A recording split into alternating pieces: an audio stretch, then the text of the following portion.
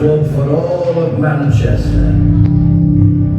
Way back, I think of his daughter, already supporters of a broken community, created opportunity, gave them hope and gave them heart, and built a team to bring their people together.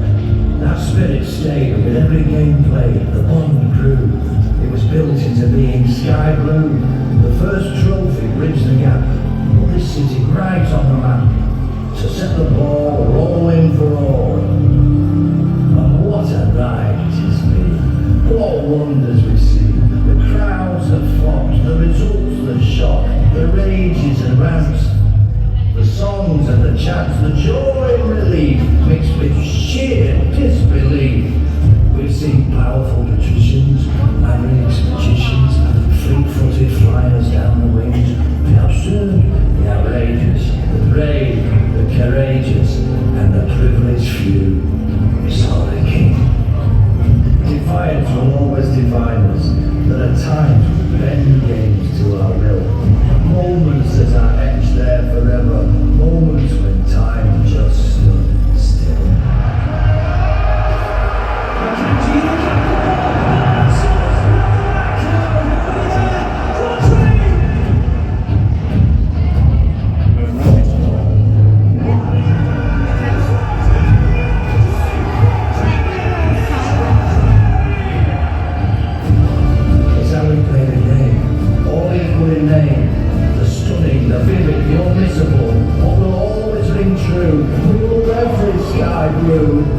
Champions, cup winners, the treble. Since 1894, we thank everyone who has gone before, for this team that now soars, for this club that now towers, for this city we know that will always be ours.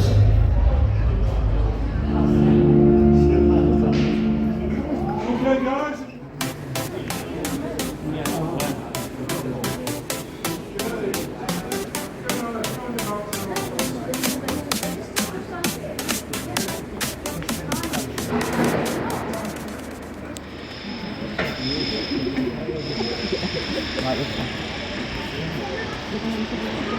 Okay folks, so welcome to the Etihad Stadium, home of Manchester City, the current champions of England for the 4th time on the run. That's not bad. So, pleasure to have you here today. My name's David, I'm your tour guide today. With me is Mark at the back there, so any questions, any issues, anything like that, give us a shout and we'll sort them out for you, okay? A couple of things I need to tell you before we start. We do ask no eating, drinking, smoking or vaping as we go around.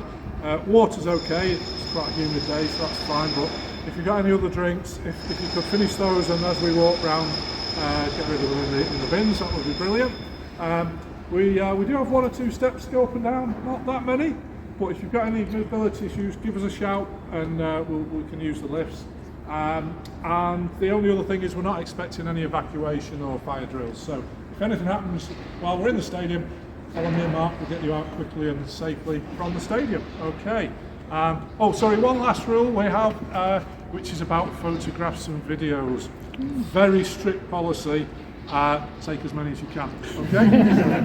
There's nowhere off limits, so just shoot away with your cameras, okay? Good, so that's it on the rules, that's the boring bit, yeah. What we're going to do today is, I'll tell you a little bit about the stadium here, and then we're going to make our way around to the main entrance, and then we pretty much follow the route the players take on a match day. So it's down to the dressing room, then out onto pitch side, you can see a group there ahead of us, and then onto the press conference room, and then we end up back at the store over the road. Okay, so probably be about an hour and a quarter, something like that. Okay, good. So as I say, as we're going along, just any questions you've got, just give me a shout. Right, so just so I've got an idea of who's here today, can I have a show of hands on who supports City? Oh, brilliant! Nice. That worked well. You never believe some tours, it's like hardly any hands go up, it's weird. So anyway, so right, have we got any other teams supporters here? Anybody support another team? Oh, Plymouth Argyle, right, so you're from the down in You're from Plymouth. Very good. How did you end up this season, Cameron? Did you stay up? Didn't say it right, okay. Rooney's the new manager. Yes, oh, that's right, Rooney's gone there, hasn't he? Yeah. Okay, good. Any other teams? Yeah, oh yeah. Yeah, long time. Tell by the grey hair, that's the suffered the bad side. Yeah, good. Okay, so is that it? Any other teams? No? Luton. Yeah. Right, yeah. So you're going to bounce back? Probably not. Good season, though, isn't it? But what a good season. I think they lose to me plays there. Right. Very well. Good. So anyway, whoever you support, hopefully you get something out of the tour today. Main thing is the football fans, which is the big thing. Okay, good. So I'll try and compete with all that noise going on and tell you what's happening at that end. So to give you a bit of history of the stadium, it's originally built in 2002, so 22 years old now. But it wasn't originally built for football. It was built for a different sport, and in particular a certain event that happened in 2002. Anybody got any ideas on what it was originally built for? Commonwealth Games. Right, oh brilliant, yeah, got it straight away. Okay, so the Commonwealth Games were held here in 2002, and so we hosted them, and at that time it was an athletics stadium. As you can see, the athletics track's gone. So where do you think the athletics track was in those days? Oh, I don't. You guys know too much. They You've been on the tour here. before, haven't you? My lads worked here, Did haven't they? Ah, brilliant. Okay, you've got the inside knowledge, yeah, good. So yes, the athletics track was above our heads because where the black line is, where it says Etihad Stadium, that's ground level. We're below ground now. So the athletics track was originally up there at ground level. We finished the deal and we moved in to the stadium, started playing here in 2003. And in between times, what we did is we basically dug down 7 metres. So the pitch is about 7 metres below ground. And there were 2 reasons we did that.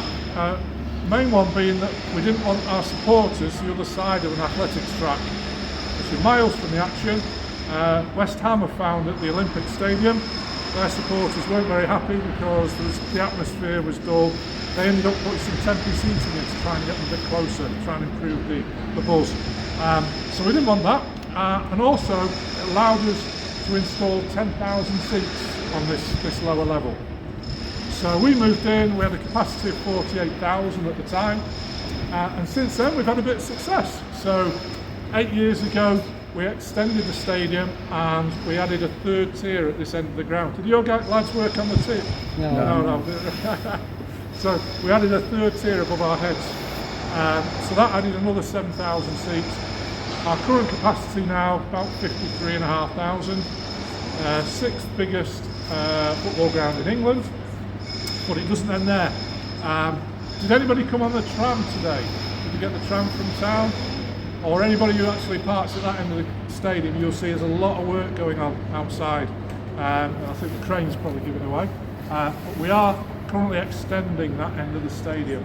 The plan there is we're going to add another tier, another 8,000 seats. It's going to take us to around 63,000 capacity.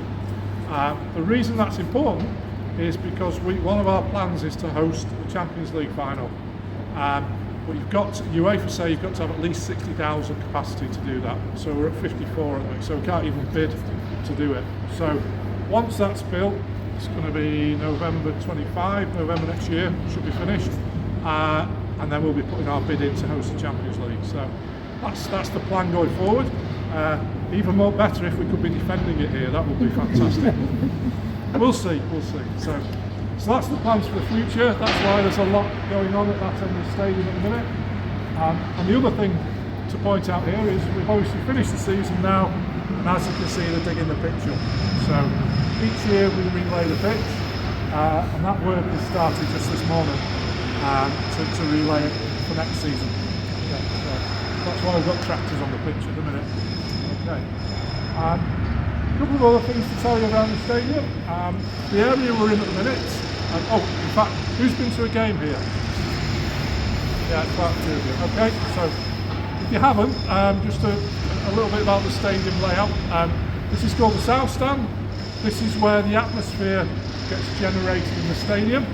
That's mainly because we are right next to where the away supporters are. So between those silver barriers, that's where the away fans are housed. They also get seats up in the top tier as well. Normally 3,000 away supporters for a Premier League game. They obviously come to have a big day out and make a lot of noise. So City's more vocal supporters, shall we say, like to stand either side of them, and they have a bit of a sing-song, a bit of banter. Doesn't get carried away most of the time. So this is where the atmosphere is generated. So if you want to come to a game and sample the atmosphere, try and get tickets in the South Stand. If you've got kids, you've got family, and you don't want them to learn some new words in the English language, you might be better in the family stand, which is the far end. So that's the North Stand at that end. Yeah. The other thing that's slightly different at this end of the ground, you'll see you've got these rails in front of you. So this area is called rail seating, or more commonly known as safe standing. So for many years it was illegal to stand up in UK football grounds, but a couple of years ago the Premier League relented and said, well, we know people want to stand up. Fans at this end of the ground always used to stand up for 20 years anyway. The stewards would go around going, sit down everybody, sit down. As soon as everyone sat down, they'd turn around and everybody stood up again. So a couple of years ago they decided, oh, we need to sort this out. So we brought in what's called rail seating. So if we score a goal at this end, there's no chance of people getting crushed because you've got these things in front of you. Yeah. Okay. Good. Okay, so I've given you a load of facts there and all lined up. So has anybody got any questions before we move on?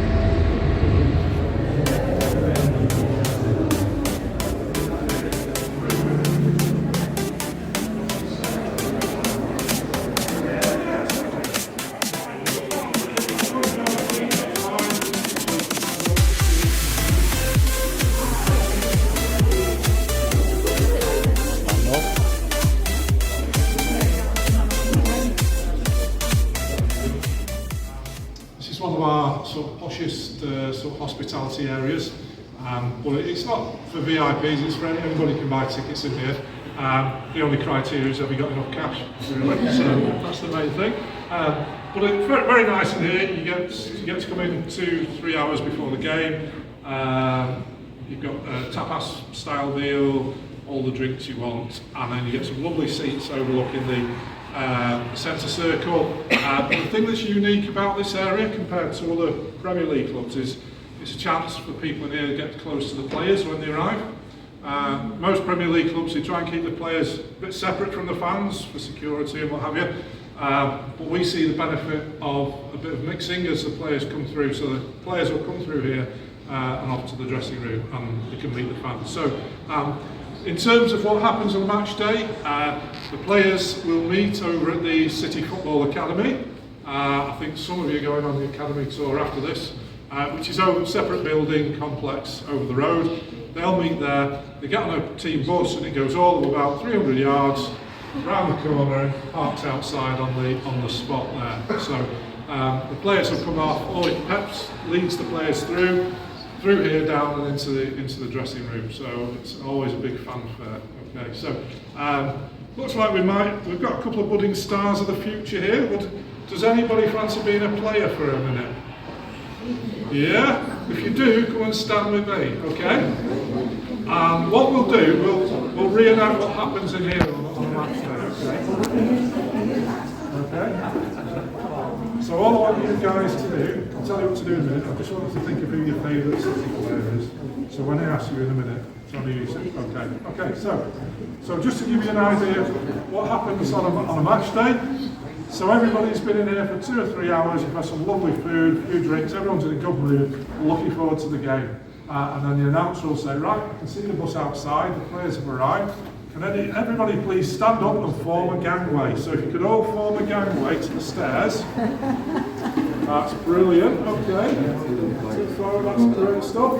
Right, so And what's going to happen, as the players come through, it's your chance to high-five Erling Haaland, Kevin De Bruyne, pat them on the back, whatever, as they come into the ground, okay? You guys are going to be the players, alright? So, all your fans here, so give me high-five and give it back, right? Okay? So all you need to do is walk to the top of the stairs and stop there, yeah? So, we'll start with you.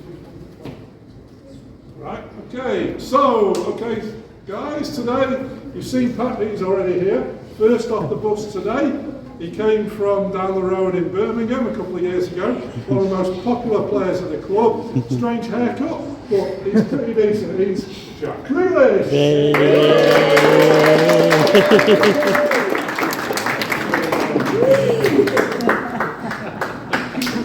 Good stuff, okay, so, next off the bus, from just down the road in Stockport, fantastic player. Hopefully he's going to help England in the Euros this summer. Our very own Phil Foden.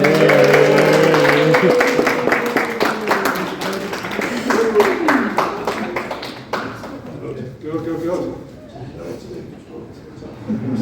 Okay.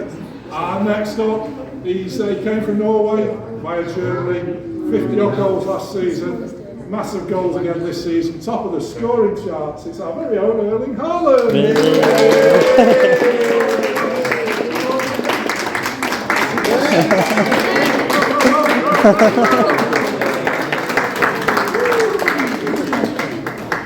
Well done.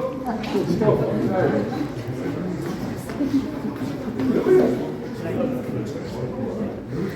Fantastic. And next up, he's also a Norwegian. Just starting to break into the team. He's got such quick feet. He's fabulous. It's Oscar Bob.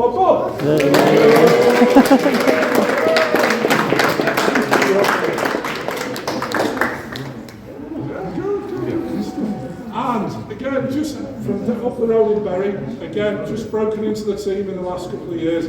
Fantastic fullback. He plays in midfield. Made his England debut a couple of months ago. It's Rico Lewis.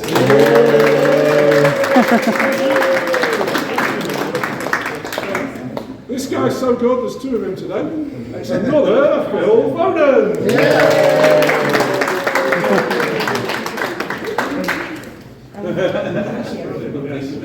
And the next one, got to be the best midfielder in the world. Goals, assists, Kevin De Bruyne.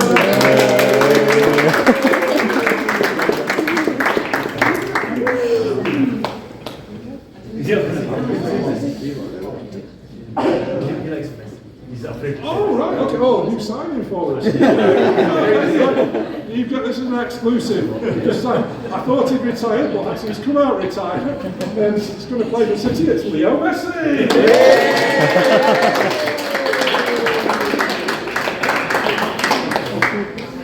Yeah, so just a bit of fun, but you know, if you're in here and you're getting to meet your favourite star, fantastic experience. And we are also told the players get a buzz from it as well as they're coming in, so it's worthwhile. So do you think the away team will come through here as well? Imagine United coming through. Dread to think, to be honest. So, a bit different from the away team. If you see outside, you can sort of see a green hedge over there. Just the other side of that is a service road, and the away team coach takes that service road, it ducks down underneath the stadium to the far end, and it stops, and the away team get off there. Sometimes we leave the main bins overflowing a bit just to breathe them, and then they walk down a dark tunnel to their dressing room. So again, a completely different experience, just trying to dull the mood for them. So we're trying to lift City and we're trying to dull it for them. And the other little mind, there's quite a few mind games to try and play here. The other one is that Premier League footballers generally haven't eaten for 3 to 4 hours before a game. When they're playing, they're pretty much on empty, to be honest. So what we do, we take them straight from the kitchens where all the lovely food's been prepared up here. So the idea being, if we get them to their dressing room and they're sat there thinking about steak pie and chips rather than playing football, that would be fabulous fun. So whether it works or not, I don't know. Anything we can do to try and get that edge. Pep does a lot of psychological stuff. And one of the things he says is the players who play here are all pretty much at world-class level. So if we can get any little extra edge, we'll put them off mentality-wise, then we'll take it, because it can make the difference. So that's what happens here. Okay, So, has anybody got any questions? How much does it cost to get a ticket in here? Yeah, so it varies depending who we play. So if we're playing Real Madrid, Liverpool, Arsenal, United, you can be talking up to 1,500 quid for a ticket. If we're playing teams at the lower end of the Premier League, might be 300 or 400. The best deal I saw was about 5 years ago. We played Wycombe Wanderers, and that was 120. So it just depends on demand who we're playing. So yeah, okay, good. Right, so next off, we're going to follow the route the players take, and we're going to go to the home team dressing room. So if you'd like to follow me.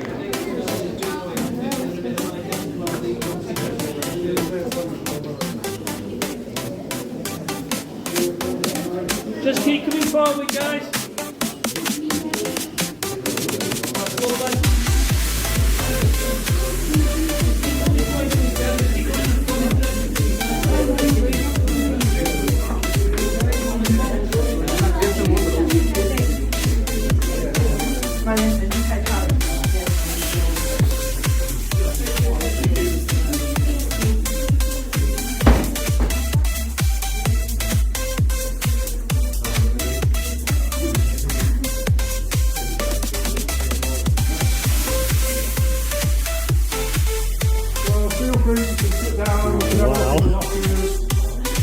Take the shirts down as long as you put them back. Funny picture, Ed.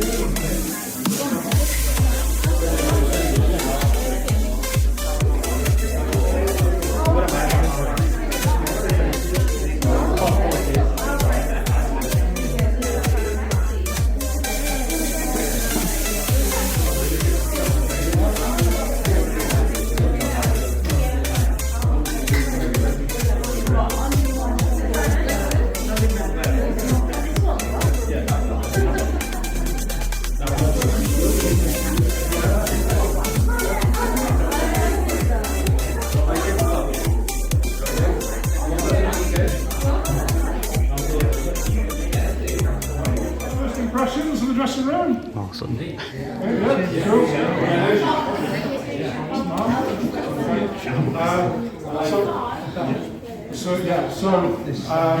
One of the features of this is actually the shape, so it's obviously circular. Most dressing rooms, certainly in the UK, football grounds, tend to be square or rectangular. Some even that are L-shapes, which is a bit odd, but this used to be square before it was refurbished about 8 years ago. And that coincided with Pep Guardiola joining the club. Prior to that, Pep had been over in America, and he'd done a bit of research on stadiums over in the States just to see if he could pick up any ideas. And the thing he really liked with the NFL clubs in America is all their locker rooms are circular. I mean, they have huge teams, American football, 50 players and stuff, so they have the circular shape. So Pep really liked that. So when he came here, we were about to refurbish it, and they said, what would you like? Anything you'd like from it? And he said, yeah, I want it circular. So, right, brilliant. So that's what we got. There's a few other clubs now have got something similar. I know at Tottenham that's circular as well, but it was still at the time, it was quite new. The reason Pep wanted it that way is all about communication, which is a big thing for him. And the beauty of this shape is he can stand around here, everybody is in his eye line, he doesn't have to move, he can see everyone. But he says more importantly, all the players can see each other as well. So if you come in at half time, you're having a stinker of a game, you might feel a bit, I just want to sit in the corner for 10 minutes and have a bit of a mope. He says, no, we don't have any of that. Everybody's faces, whatever's going on, we face up to it together as a team. So that's why everybody can see each other. So it's very, very important to them. And I think you see that in the way sometimes City play, there's a real team ethic. So that's really important. Okay. So several other communication style things that Pep brought to us. One is that if you're in here, you only speak English. So Pep's got 5 languages himself, but we've got players from all around the world, all different languages. So to avoid any miscommunication, you speak English if you're in here. So we signed Julian Alvarez last season. from River Plate, Argentina. Didn't have a word of English when he came here. So first thing was crash course, you need to get up to speed. So he did that, and now if he's in here with his teammates, he'll speak English. It makes me laugh actually when some of the players get interviewed by the press and suddenly non comprende.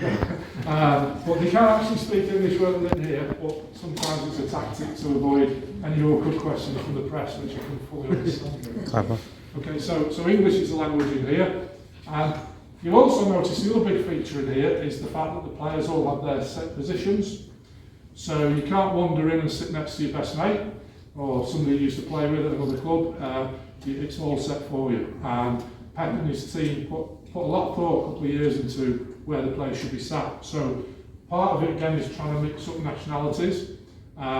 Also trying to place maybe a more experienced player with a younger player. And a good example of that from a couple of years ago, does everybody remember David Silva? Who played for us? Our Spanish magician, fantastic player. David used to sit on the end where Rico is now. And we had a youngster coming through. There was two of him upstairs actually, we introduced him, Phil Foden. Phil was 15, 16, coming through the ranks, looking a really good player. So they put Phil next to David. So for the last 2 seasons David was here. Part of his role was to mentor Phil and to bring him on, and fantastic job he's done. So Phil has now moved on one space, David's retired, but it just gives you an idea of the sort of psychology that goes into this. The other thing Pep will do, he'll put somebody with a strong, big personality next to a quieter player. So again, just to try and get that nice balance.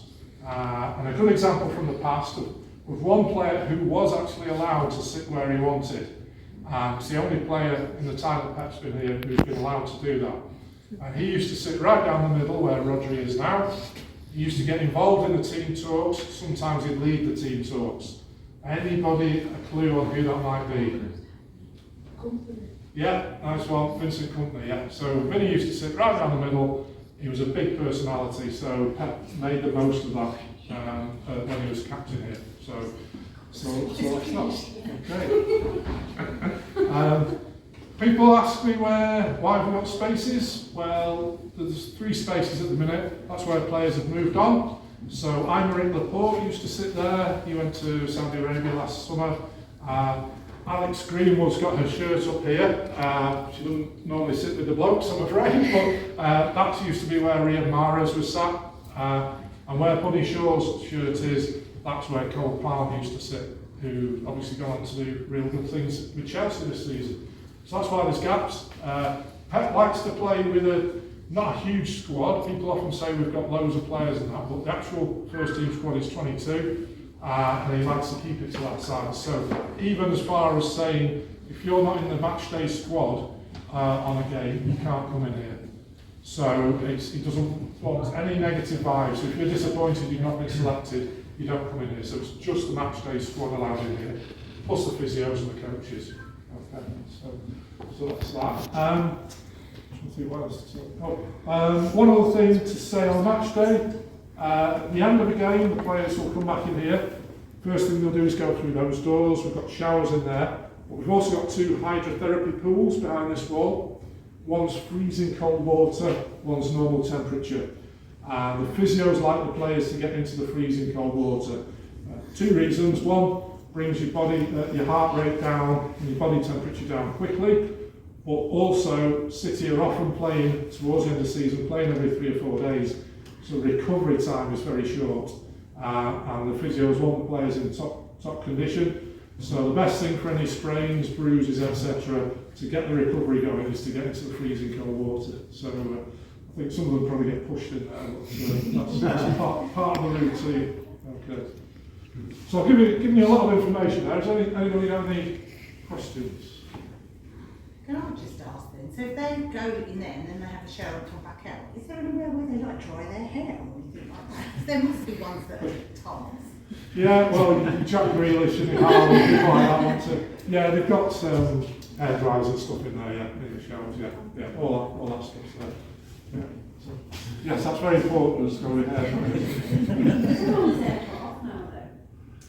Yes, well, I'll lose track of it. Good. Okay, so next up, we're going to follow the route now the players take as they go down to the pitch. And if you'd like to follow me, we'll go that way.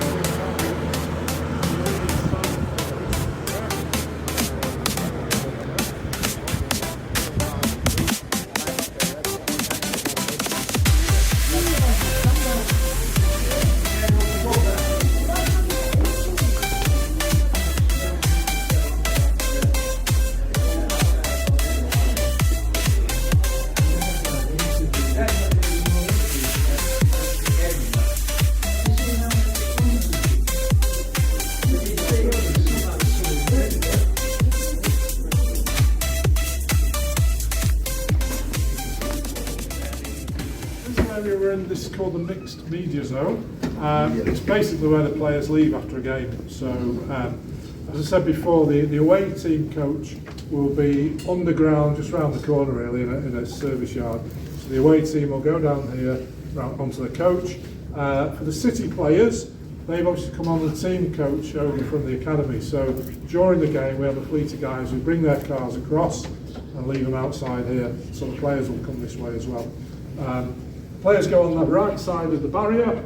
The reason there is a barrier is because on this side of it is the press pack waiting for them, so trying to get any quotes and stuff off them. The players, part of their contracts, if they get asked a question by the media, they must answer at least one question. So you can't go breezing through here without answering a question. Well, that's the idea. So I think if you've won 6-0, scored a hat-trick, then yeah, happy to talk all afternoon.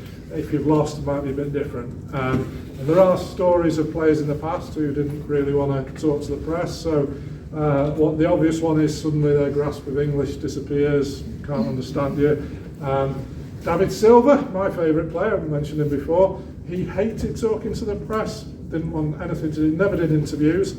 So he would hang around the door where Mark is there and wait for one of his colleagues to come through, who was Yaya Toure. If you ever saw Yaya Toure, he's about my height.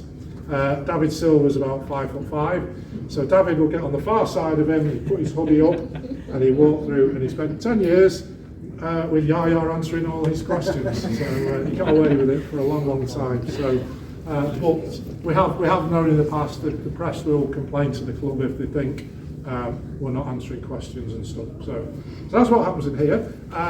We're now going to go into the press conference room. All I suggest when we're in there is if you sit towards the back, because we're going to be looking at the screen. So if you want to take a seat when we get in here.